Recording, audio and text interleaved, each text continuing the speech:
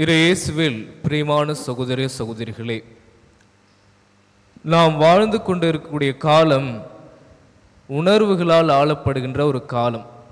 ஒரு சிறிய பொருளை விற்கணும் கூட என்ன செய்கிறார்கள்? அந்த பொருளை ஒரு உணர்வோடு தொடர்புபடுத்தி விற்கிறார்கள். ஒரு கார் விளம்பரம் இருந்தால் கூட அதை ஒரு குடும்பமாக ஒன்றா இருக்கிற அந்த மகிழ்ச்சி சந்தோஷத்தோடு தொடர்புபடுத்தி தான் நமக்கு வியாபாரம் செய்கிறார்கள். எனவே இந்த காலத்தில் எந்த விதி ஆளுகிறது என்றால், எது நன்றாக நல்ல உணர்வாக அல்லது எது நல்ல உணர்வை தருகிறதோ அது நல்லது என்று நாம் சொல்கிறோம். What feels good is right. அதுதான் இப்பொழுது நம்மை ஆண்டு கொண்டிருக்கிறது இந்த உலகை.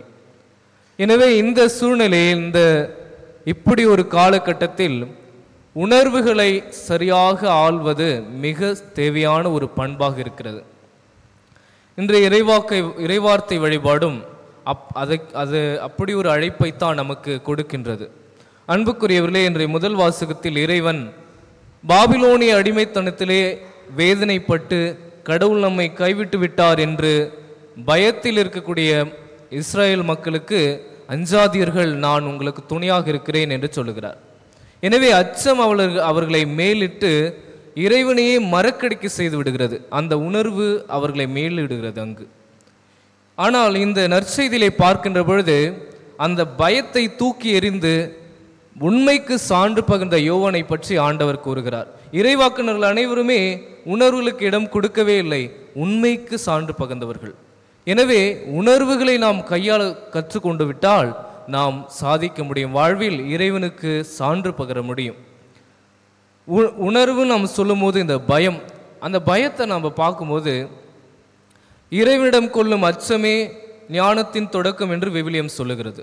நம்முடைய பிள்ளைகளுக்கும் நாம் என்ன சொல்கிறோம்? பயத்தை வச்சு தான் ஒரு விஷயத்தை கற்றுக் கொடுக்குறோம். அடிச்சிருவேன், இதை செய்யலாம், அடிச்சிருவேன்ற அந்த பயத்தை வச்சு தான் சொல்லிக் கொடுக்குறோம். அப்போ உணர்வுகள் நேரத்துக்கு இடத்துக்கு ஏற்றாற்போல் நல்லதாகவும் இருக்கிறது, தீயவைகளாகவும் இருக்கிறது. எனவே அந்த உணர்வுகளை நாம் சரிவர கையாள கற்றுக்கொள்ள வேண்டும். இல்லை என்றால் நாம் உண்மையை அடைய முடியாது. எனவே அதை எப்படி நாம் கற்றுக்கொள்வது, அந்த உணர்வுகளை எப்படி கையாள்வது என்று நமக்கு ஒரு கேள்வி எழலாம். காந்தியடிகளுடைய வாழ்விலே அவரும் நிறைய பயப்படுவாராம். இருட்டுன்னா பயம், அவங்க அப்பான்னா பயம், எல்லாத்துக்குமே அவருக்கு பயம். அப்போ அந்த பயத்தை அவர் எப்படி மேற்கொண்டார் என்று தன்னுடைய சுயசரிதையில் எழுதுகிறார். நான் உண்மைக்கு நெருக்கமாக என்னுடைய பயத்தை நான் அழித்து விட்டேன் என்று சொல்லுகிறார் அவர். அவங்க அப்பா சின்ன சின்ன இவர் குறும்புலாம் செய்வார்.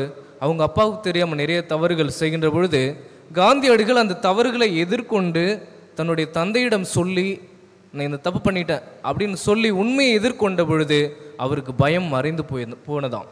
எனவே அன்புக்குரியவர்களே, உண்மையாக இறைவனை நாம் நெருங்க அவரில் நம்பிக்கை கொண்டு வாழ பயம் நம்மை விட்டு ஓடிவிடும். இறைவனோடு நாம் இருக்கின்ற பொழுது, உண்மையாக இறைவனோடு நாம் இருக்கின்ற பொழுது நமக்கு பயமே இல்லாமல் போகும் வாழ்வில். அதைத்தான் திருப்பாடல் 23:4 நாம் வாசிக்கிறோம். மேலும் இருள் சூழ் பள்ளத்தாக்கில் நான் நடக்க நேர்ந்தாலும் நீர் என்னோடு இருப்பதால் நான் எத்தீங்கிற்கும் அஞ்சிடேன் என்று திருப்பாடல் ஆசிரியர் கூறுகிறார். இறைவனோடு நாம் இருக்கின்ற பொழுது, இறைவனுடைய துணையை நாம் நாடி வாழ்கின்ற பொழுது எந்த உணர்வுமே நம்மை மேலிடாது. நாம் தொடர்ந்து இறைவனுக்கு உகந்தவர்களாக வாழ முடியும். எனவே அன்புக்குரியவர்களே, இந்த காலத்திலே சென்சேஷனல் சொல்லி நம்மளை அடிமைப்படுத்துகிறாங்க, பதட்டத்திலே வைத்திருக்கிறார்கள். அரசியல் சூழலும் அப்படி இருக்கிறது, சமூக ஊடகங்களும் நம்மை பதட்டத்திலே வைத்திருக்கிறது.